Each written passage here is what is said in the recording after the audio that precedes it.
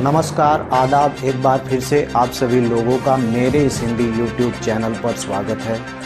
तो चलिए साथियों, वीडियो शुरू करने से पहले आप लोगों से मेरी गुजारिश है कि मेरे इस चैनल को आप लोग सब्सक्राइब करें और साथ में बेल आइकन की घंटी को दबाना ना भूलें। तो चलिए वीडियो शुरू करते हैं। नमस्कार, आदाब। एक बार फिर से आप सभी लोगों का मेरे इस हिंदी यूट्यूब चैनल पर स्वागत है। तो चलिए साथियों, वीडियो शुरू करने से पहले आप सभी से मेरी गुजारिश है कि आप लोग मेरे इस चैनल को सब्सक्राइब करें और साथ में बेल आइकन की घंटी को दबाना ना भूलें और साथ में बेल आइकन की घंटी को दबाना ना भूलें। तो आज की वीडियो खास है, उन मुस्लिम भाइयों के लिए खास है जिन लोगों को अब तक यह नहीं पता कि इस्लाम मजहब पूरी दुनिया के अंदर कितने पंथों में बटा हुआ है। तो आज इसी के ऊपर हम चर्चा करेंगे। तो शुरुआत करते हैं। वीडियो शुरू करने से पहले आप लोगों को जानकारी दे दूं कि पूरी दुनिया के अंदर इस्लाम मजहब दो फिरकों के अंदर बटा हुआ है, सुन्नी और शिया। ये दो ऐसे पंथ है जिसके अंदर से काफ़ी अनेक पंथ लिकड़े हुए हैं। और ख़ासकर आप लोगों को जानकारी देना चाहता हूं कि सुन्नी पंथ पूरी दुनिया की मुसलमानों की आबादी में 80% की भागीदारी रखता है और वहीं पर शिया समुदाय पंथ यानी शिया पंथ पूरी दुनिया की मुसलमानों की आबादी में 20% की भागीदारी रखता है। तो अब हम शुरुआत करते हैं कि यह पंथ कहां कहां पाए जाते हैं और किस किस मुल्क के अंदर इन पंथों का बोलबाला है। तो शुरुआत करते हैं हम हिंदुस्तान से, भारत, पाकिस्तान, बांग्लादेश और अफ़गानिस्तान से।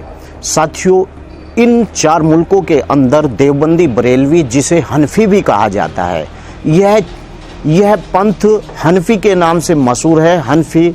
और इसके अंदर जो छोटे पंथ हैं वह देवबंदी और बरेलवी पंथ है, जो भारत, पाकिस्तान, बांग्लादेश और अफ़गानिस्तान के अंदर पाया जाता है। साथियों, उसी के साथ हमने शुरुआत करी थी कि हम सुन्नी पंथ के बारे में पूरी जानकारी लेंगे कि यह पंथ किस किस मुल्क के अंदर और भारत ही के साथ साथ पूरी दुनिया के अंदर मुस्लिमों की आबादी में कितने प्रतिशत की भागीदारी रखता है। तो दूसरा पंथ है मालिकी। यह पंथ कहाँ पाया जाता है? मालिकी पंथ मिडिल ईस्ट के अंदर पाया जाता है। तीसरा पंथ है सुन्नी में शफई पंथ, जो मिडिल ईस्ट और इंडोनेशिया के अंदर पाया जाता है। इसी के अंदर चौथा जो पंथ है वह है हम्बली पंथ कतर, सऊदी अरेबिया और कुवैत के अंदर पाया जाता है। और यहीं पर पांचवा पंथ अहले हदीस, सल्फी और वहाबी, ये दक्षिण एशिया और मिडिल ईस्ट के अंदर पाए जाते हैं। यहीं पर एक अहमदिया पंथ, यह वही पंथ है गुलाम अली कादियानी, यानी कि जिसने मोहम्मद सल्लल्लाहु अलैहि वसल्लम के बाद अपने आप को अवतार घोषित किया था, यानी पैगंबर घोषित किया था, और जिसे पूरी दुनिया के मुसलमानों की एक राय होकर इस पंथ को काफिर करार दिया हुआ है, जिसे अहमदिया पंथ कहते हैं। और ये कहाँ पाया जाता है? यह भारत और पाकिस्तान के अंदर पाया जाता है। तो इसी के साथ साथ अब हम दूसरी शुरुआत करते हैं कि शिया पंथ कहाँ पाया जाता है और शिया समुदाय के अंदर कितने पंथ है।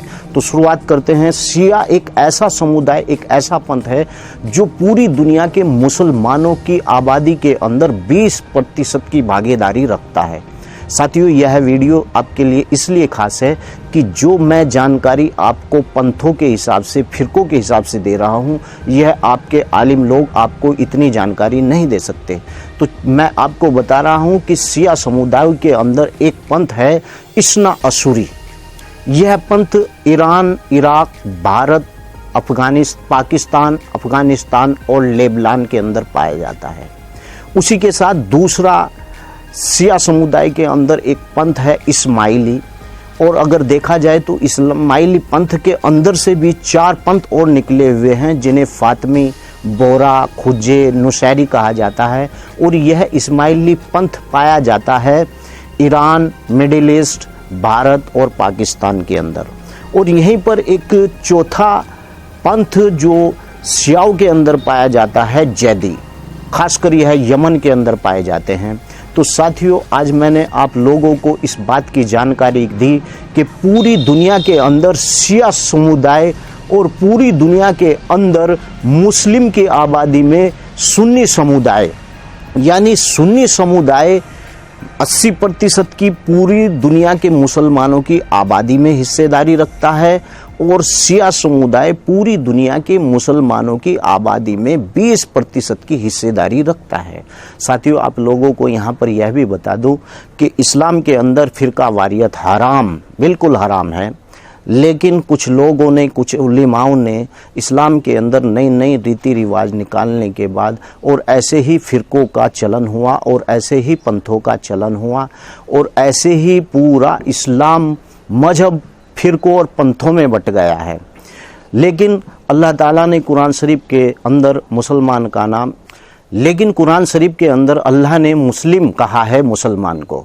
तो सबसे अच्छा मुसलमान कौन है? मेरी राय में वही है जो कुरान शरीफ और आप सल्लल्लाहु अलैहि वसल्लम की सुन्नतों पर चलता हो। साथियों, मैं भी आप जैसा ही एक व्यक्ति था, लेकिन मुझे इस बात की जानकारी नहीं थी कि मैं किस समुदाय से हूँ और किस पंथ से हूँ। लेकिन नौज़बिल्लाह, जब से मुझे पता चला कि फ़िरका वारियत इस्लाम मजहब के अंदर हराम है, तब से मैं फ़िरका वारियत से बालातर होकर और अपने मजहब के बारे में इल्म लिया। तब कहीं जाकर मुझे पता चला कि इस्लाम मजहब की शकल बिगाड़ने के लिए इन लोगों ने जिस प्रकार से पंथों में इस्लाम का बंटवारा किया, उस प्रकार से अगर देखा जाए तो इस्लाम के अंदर इस्लाम का इन लोगों के द्वारा एक चेहरा बिगाड़ दिया गया है। और अगर सही मुसलमान है तो वह वही मुसलमान है जो कुरान शरीफ और आप सल्लल्लाहु अलैहि वसल्लम की सच्ची सुन्नतों पर चलता है। यानी कि सुन्नत का मतलब है सुन। कुछ लोग कहते हैं कि सुन्नी का मतलब सुनकर मुसलमान, यह गलत है। सुन का मतलब है कानून। जो आप सल्लल्लाहु अलैहि वसल्लम के द्वारा बताए हुए कानूनों पर चलने वाला व्यक्ति वह सुन्नी कहलाता है और वह व्यक्ति ही आप सल्लल्लाहु अलैहि वसल्लम के नियम और कानून पर चलता है, तो वही सच्चा मुसलमान है।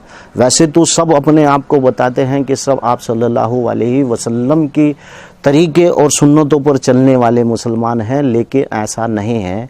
आज मैं देख रहा हूँ कि नमाज के अंदर भी वो नमाज नहीं पढ़ाई जा रही है जो आप सल्लल्लाहु अलैहि वसल्लम की नमाज है, उसके अंदर भी फेरबदल है, हर चीज़ के अंदर फेरबदल है।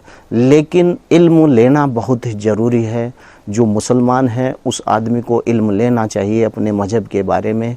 तो साथियों, आगे मैं आप लोगों को बताऊंगा कि इन फ़िरकों के अंदर किस किस उलामा को यह मानते हैं, किस किस धार्मिक नेता को यह मानते हैं, और कुछ ऐसे चंद अल्फाजों के बारे में मैं आपको हिंदी में बताऊंगा कि जैसे आपको कहा गया कि मौलाना किसे कहा जाता है? मौलाना दिली अजीज व्यक्ति को मौलाना कहा जाता है। जैसे कि आप डियर भी कह सकते हैं या सर भी कह सकते हैं, तो मौलाना भी आप कह सकते हैं। लेकिन कुछ इस्लाम के अंदर ऐसे व्यक्ति हैं जो बेचारे मौलाना को बहुत बड़ा इंसान समझते हैं, या फिर मुफ्ती को ये समझते हैं कि बहुत बड़ा आलिम मुफ्ती हो गया है, मुफ्ती कि बस मुफ्ती ही जो फतवा जारी कर देगा वही, चाहे मुफ्ती अपनी तरफ से झूठ बोल रहा हो, वह लोग यकीन कर लेते हैं। सच बात तो यह है कि आप लोगों को भी अल्लाह के रसूल की हदीस पढ़ना चाहिए और कुरान शरीफ पढ़ना चाहिए। अगर आप कुरान शरीफ और हदीस पढ़ते हैं तो बेशक आपको यकीन हो जाएगा, आप किसी मुल्ला मौलवी या किसी मुफ्ती के चक्कर में नहीं पड़ेंगे। तो इसी के साथ मैं आपको अगली वीडियो में बताऊंगा कि कैसे किस पंथ के अंदर किस धार्मिक नेता को माना गया। धार्मिक नेता कहा जाता है इमाम को।